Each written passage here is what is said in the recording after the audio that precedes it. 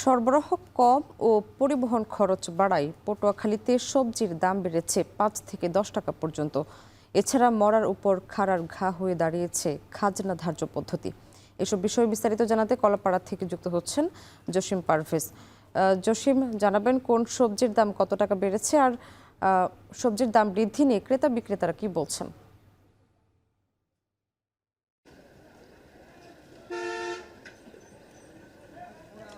স্বামী, এখানকার যে দক্ষিণ উপকূলীয় অঞ্চলের যে মানুষ রয়েছে তারা কিন্তু উত্তর অঞ্চলের সবজির জন্য অপেক্ষা করে থাকেন এবং স্থানীয় পর্যায়ে যে সকল সবজি উৎপাদন করেন সে সকল সবজি যখন বাজারজাত হয় তখন কিন্তু তারা সেগুলো ক্রয় করেন।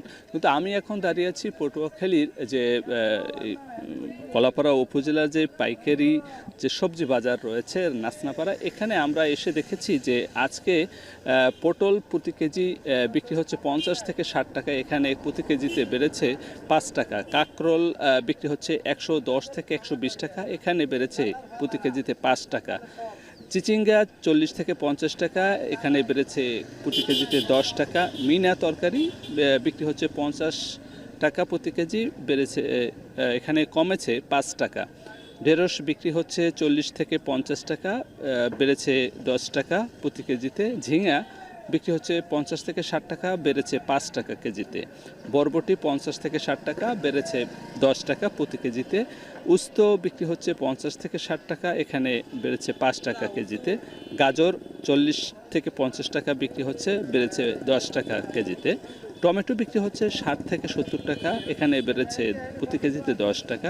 কাঁচামরিচ বিক্রি হচ্ছে ৭০ টাকা কেজিতে, এখানে বেড়েছে ১০ টাকা। মিষ্টি কুমড়ো বিক্রি হচ্ছে ৩৫ থেকে ৪০ টাকা, এখানে প্রতি কেজিতে বেড়েছে ৫ টাকা। এছাড়া যে অন্য অন্য সবজি রয়েছে সে সকল সবজিও কিন্তু এখানে ৫ থেকে ১০ টাকা চড়া দামে বেচা বিক্রি হচ্ছে।